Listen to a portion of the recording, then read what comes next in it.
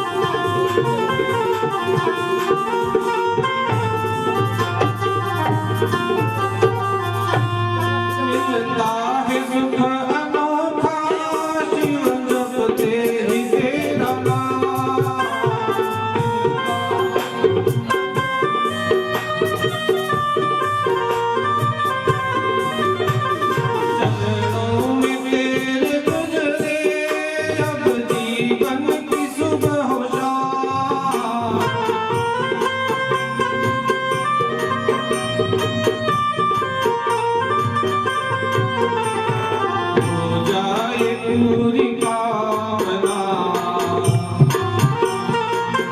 जाए, पूरी कामना ये उपकार कीजिए।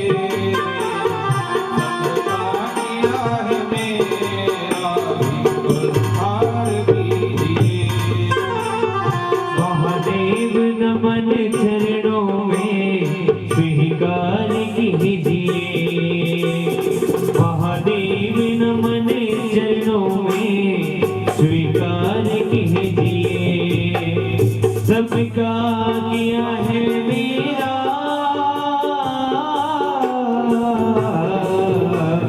सबका किया है मेरा भी उद्धार कीजिए।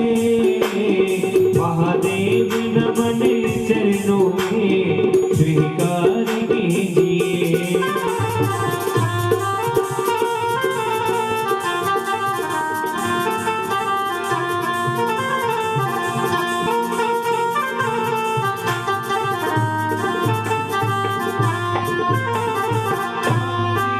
तेरी मर्दाई सतदेव ये कहे,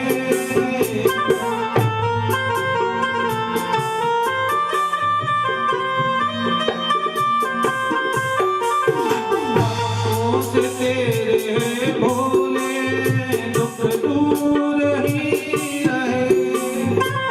भक्तों से तेरे भोले दुख दूर ही रहे।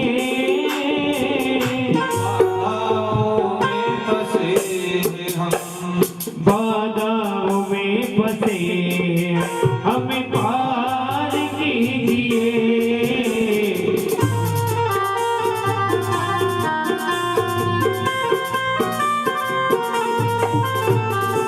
महादेव नमन चरणों में, महादेव नमन चरणों में स्वीकार कीजिए।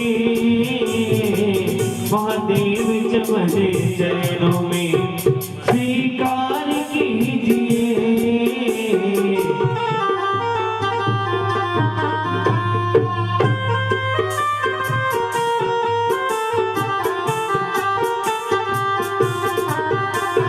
सबका किया है मेरा भी उद्धार कीजिए।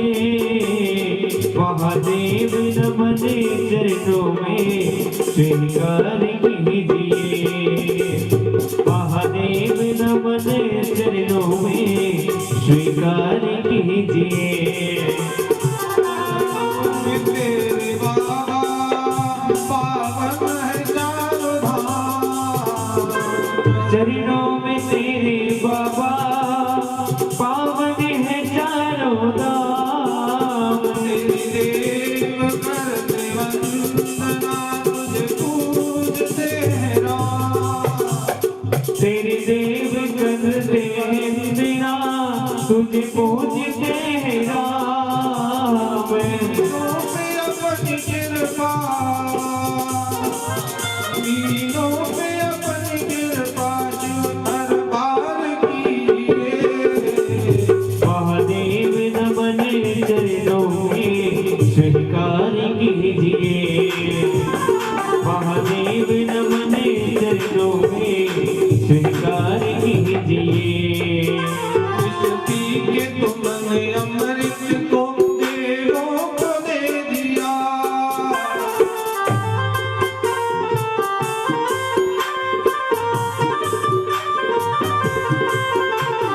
पी के तुमने अमृत को देवों को दे दिया।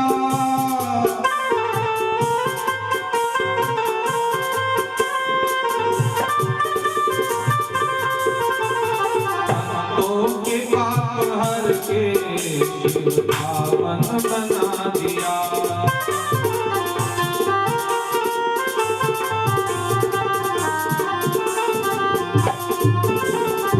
महादेव नमन चरणों में स्वीकार कीजिए। महादेव नमन चरणों में स्वीकार कीजिए। सबका किया है मेरा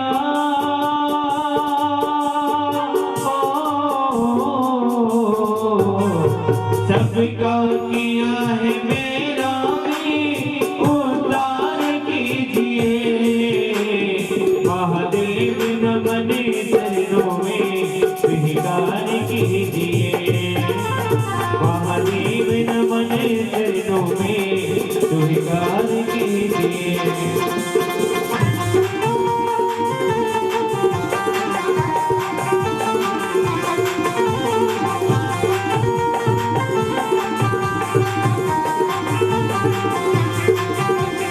महादेव नमन चरणों में स्वीकार कीजिए।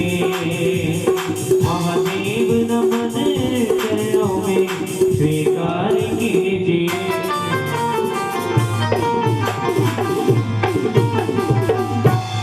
सदाशिव भगवान की जय हो।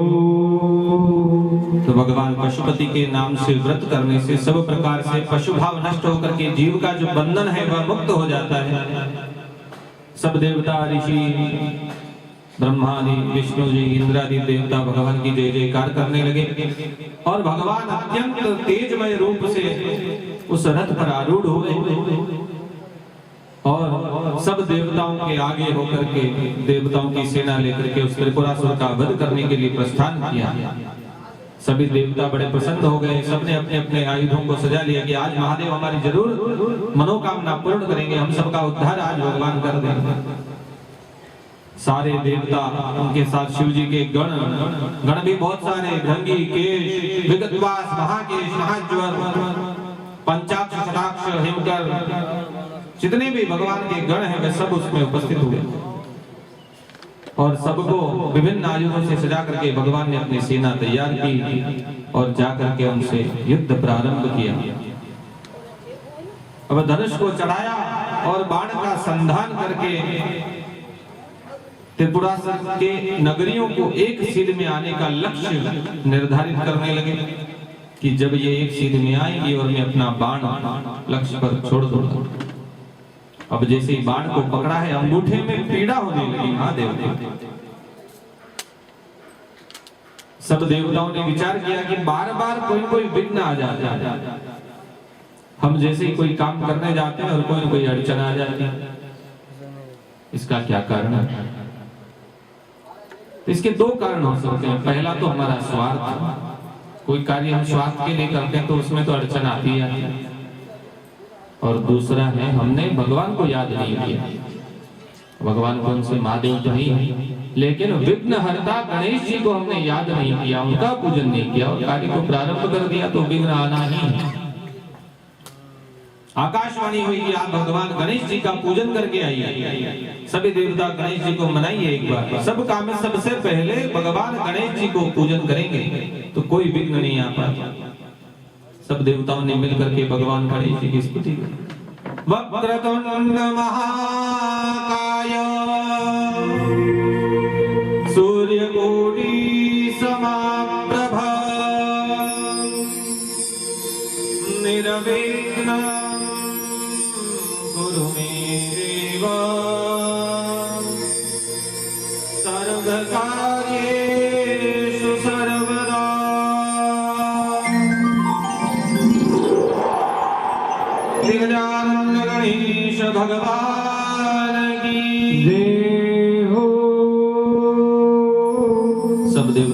की आराधना की और महादेव जी से प्रार्थना की अब जैसे ही ये नगरियां एक सीध में आए और आप इन पर बाण छोड़ दीजिए।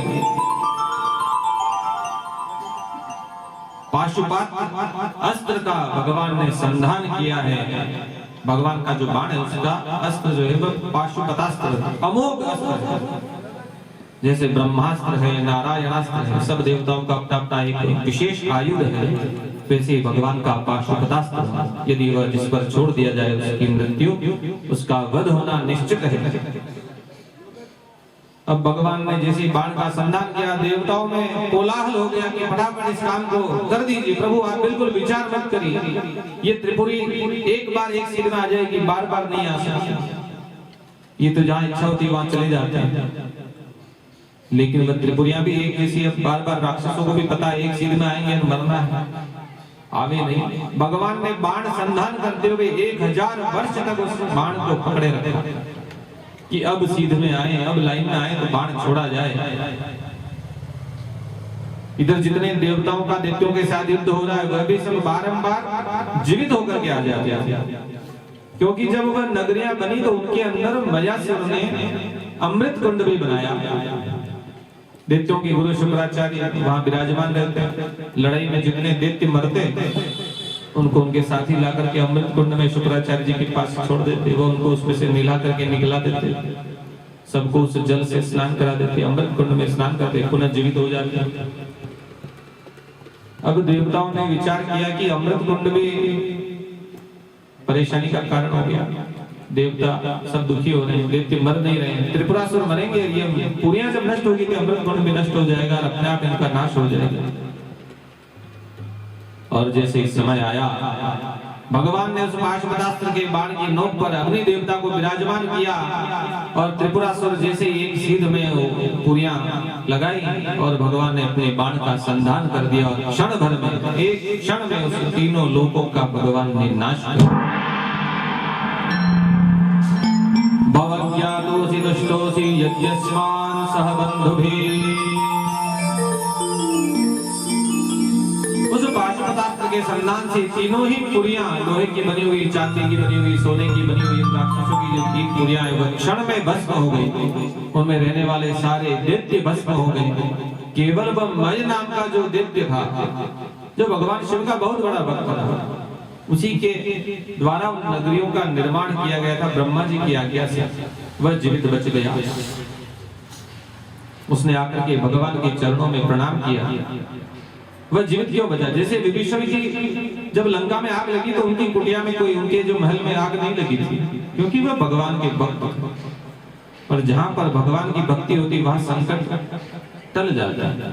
तो मयासुर भी शुरू से भगवान का भक्त था, देवताओं की आज्ञा के अनुसार ही कार्य करता है। ब्रह्मा जी की आज्ञा से उसने नगरियों का निर्माण किया और नगरी में उसने निवास किया दैत्यों के साथ। लेकिन उसकी बुद्धि जो है शिव में रमी हुई थी, उसने कभी भक्ति नहीं छोड़ी। मायावी दैत्यों के भी वह बहकावे में नहीं आया।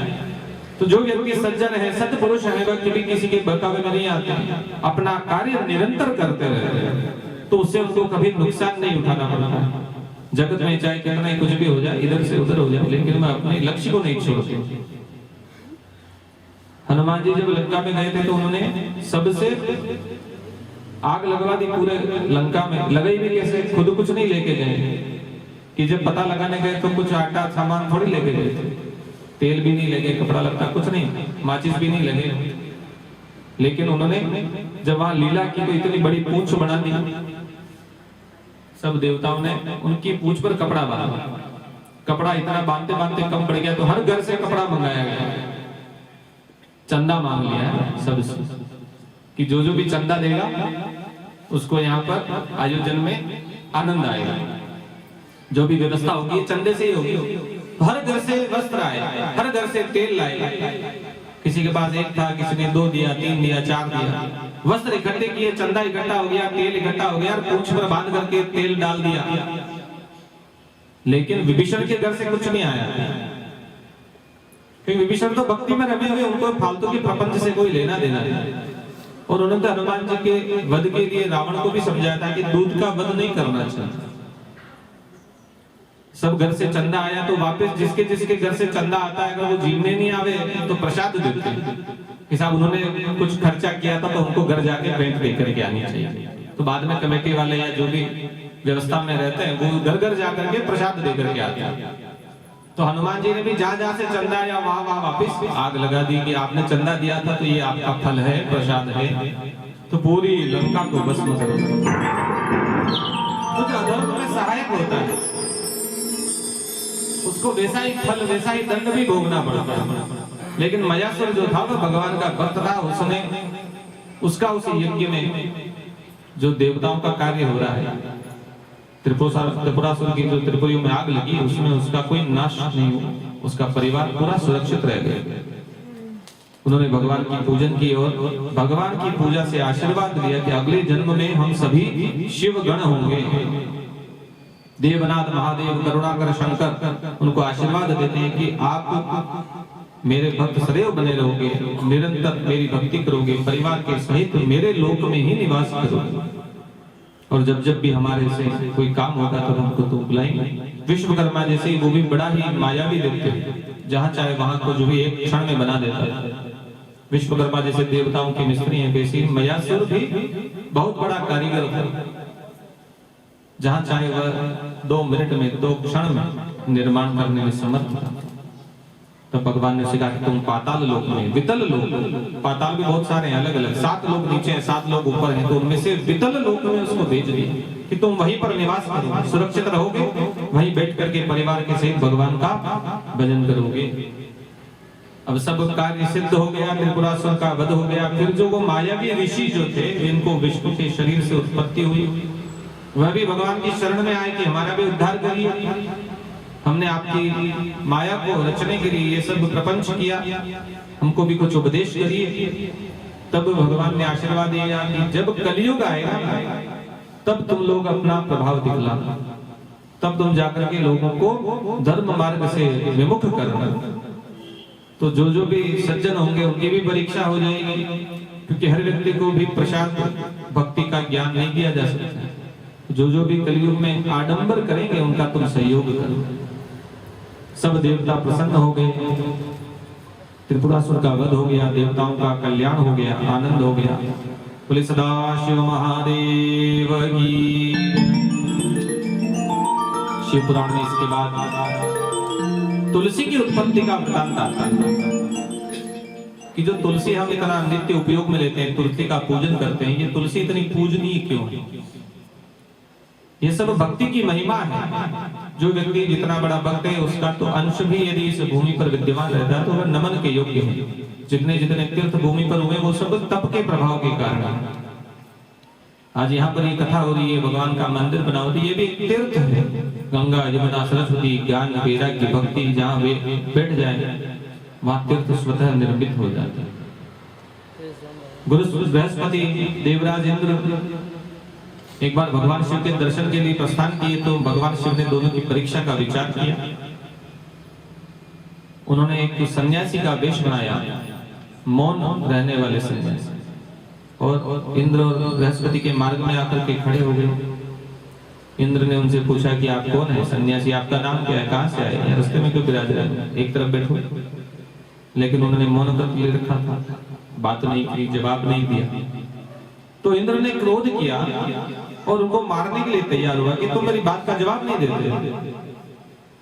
तभी बृहस्पति ने अपनी माया से समझ लिया कि ये सदाशिव भगवान का ही स्वरूप है। इंद्र को रोका, भगवान से क्षमा मांगी कि आप इनको भी क्षमा करें, मुझे भी क्षमा करें, हम आपको पहचान नहीं पाए। लेकिन भगवान जब कुपित हुए तो उनके नेत्रों से एक ज्वाला, क्रोध रूप ज्वाला प्रकट हुई और इंद्र की ओर जाने लगी। तब बृहस्पति ने रोका कि इसका नाश मत करिए, आप तो भक्त वत्सल हैं, इस ज्वाला को कहां डाली जाए। इंद्रश्च जीवदानेन जीवेति त्वं प्रथां गज। इंद्र को जीवन दान बृहस्पति के कारण मिला, इसलिए बृहस्पति का नाम तब से जीव कहलाने लगा। उनको जीव नाम से भी संबोधित किया जाता है। उस अग्नि को, क्रोधाग्नि को समुद्र में डाल दिया गया। समुद्र में डाला, गंगा सागर में तट पर एक जगह पहुंच गई वह अग्नि और एक बालक के रूप में परिणित हो गई। बालक इतना बड़ा भयंकर, क्योंकि क्रोध से उत्पन्न हुआ, बहुत ही बड़ा महाभयंकर बालक था। बड़े जोर जोर से रोने लगा। रोने की आवाज जो है सारे भूमंडल में तल वितल सुतल रसातल पाताल तक चली गई, ऊपर सत्यलोक से लेकर के ब्रह्मलोक तक भी पहुंच गई। पृथ्वी कंपायमान हो गई, स्वर्ग में देवताओं के सिंहासन हिलने लगे, इतना जोर से वह रोने लगा बार-बार।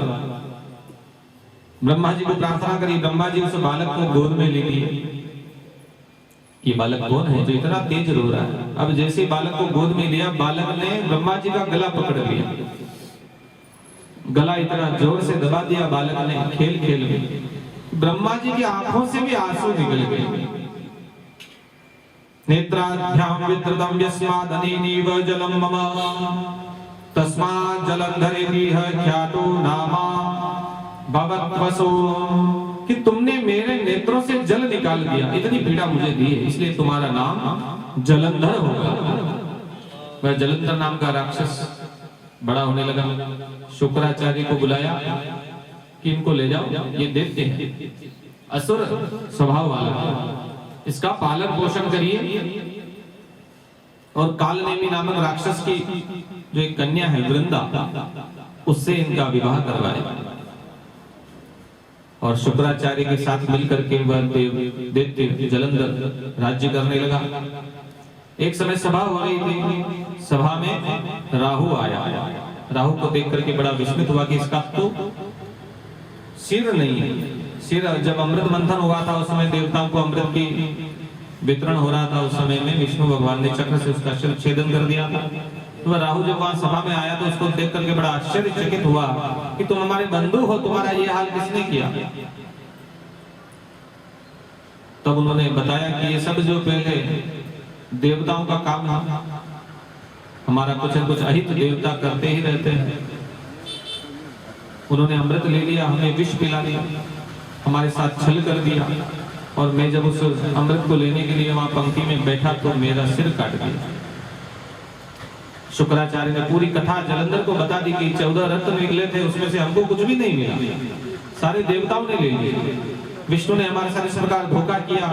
तो जलंधर को बड़ा क्रोध आया कि हमारे जो परिवार के साथ बारंबार देवता इस प्रकार से छल करते हैं, कपट करते हैं, तो इनको दंड देना चाहिए। अपने दूत को भेजा कि जाओ और भगवान से कहो कि हमारे जो रत्न समुद्र से निकले हमको वापस लौटा दो, हमारी संपत्ति हमको दे दो।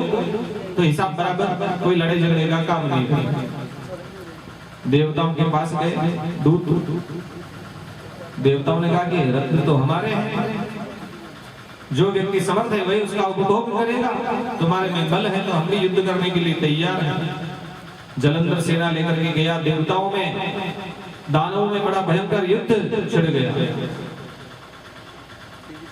अब जब युद्ध प्रारंभ हुआ तो दैत्य मरने लगे।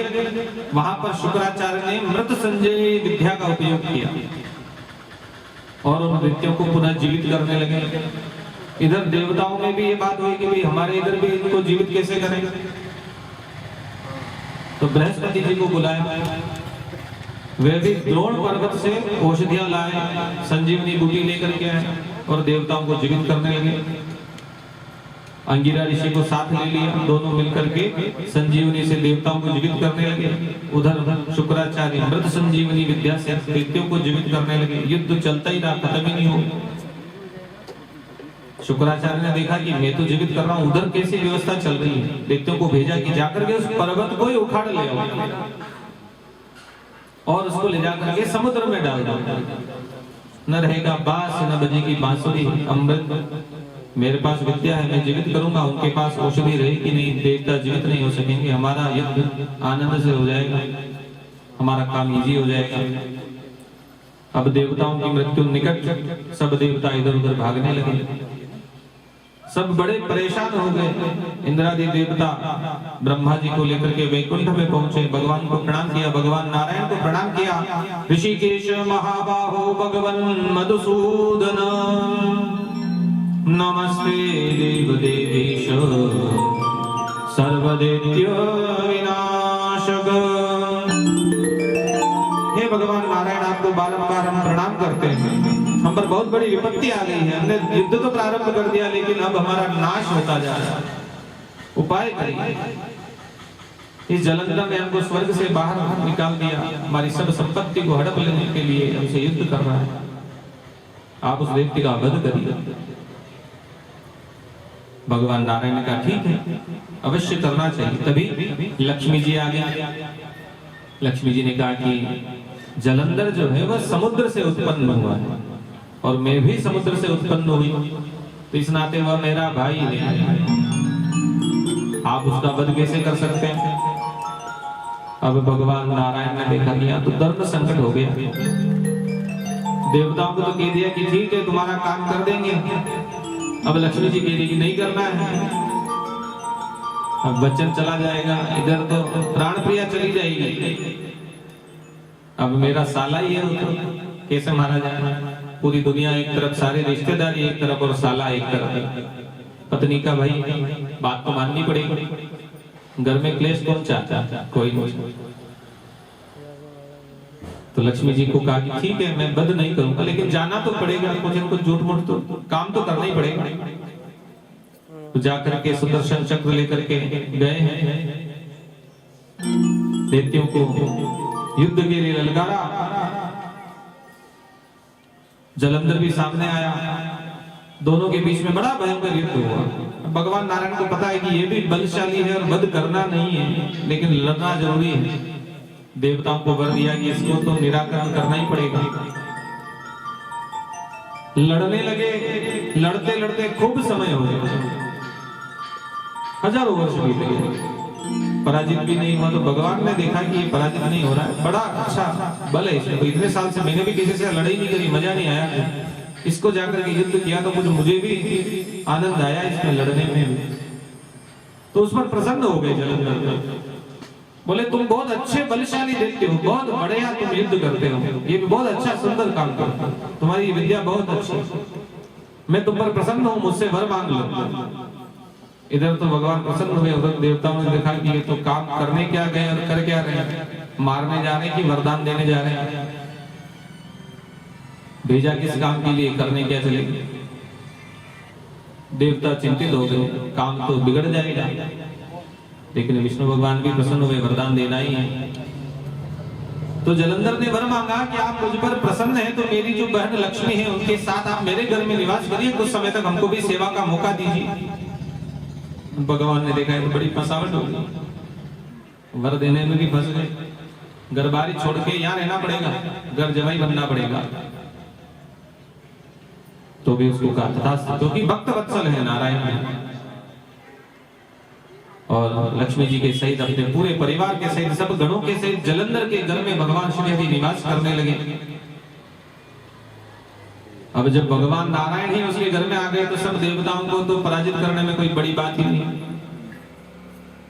सब देवता बड़े पीड़ित हो गए कि हमारा तो काम ही अधूरा रह गया। फिर से नारद जी को बुलाए, कुछ न कुछ माया आप ही मोहित करो, लीला करो कुछ न कुछ, क्योंकि नारद जी जब कुछ न कुछ तो रास्ता सुझा ही देते हैं। संतों के पास हर चीज का निदान है, इसलिए कभी कोई कष्ट हो, दुख हो, सज्जनों को जाकर के पूछना चाहिए, मार्ग पूछना चाहिए, या फिर प्रभु की शरण में चले जाना चाहिए। नारद जी जलंधर के पास गए तो देवताओं ने देखा कि चलो हमारे कोई जमानत देने आया, हमारे कोई कुछ छुड़ाएगा हमारे। लेकिन हमने नारद जी बोले कि जमानत तो मैं कहां से दूं, मैं तो कुछ न कुछ उपाय कर दूंगा, देखते हैं क्या हो सकता है। सब देवता नारद जी को एक तक देख रहे हैं कि भाई आप कुछ न कुछ उपाय करोगे तो हमारा उद्धार हो जाएगा। यहाँ हम सब पीड़ित हो गए, बंदी बना लिया था सब देवताओं को। श्री हरि वहां विराजमान है तो दूसरे देवता तो बैठ रहे हैं। सब देवता वहां, सूर्य है, चंद्रमा है, इंद्र है, लोकपाल है, क्षेत्रपाल है, दिक्पाल है, सबके काम इधर उधर के सब बंद, वहीं पर सब सेवा चाकरी में लगे हुए हैं। स्वर्ग तो रह गया ऊपर, सब पाताल। नारद जी ने जलंधर को मोहित करने के लिए कहा कि मैं अभी अभी कैलाश पर जाकर के आया, वहां पर मैंने बहुत ऐश्वर्य देखा, इतना सुंदर मंडप है, इतना सुंदर महल बना हुआ है शिव जी का, खूब संपत्ति है वहां, खूब ऐश्वर्य है वहां पर, कितनी गौएं हैं, कितने बड़े बड़े मंडप बने हुए, महल बने हुए, प्रासाद बने हुए हैं, उद्यान बने हुए हैं।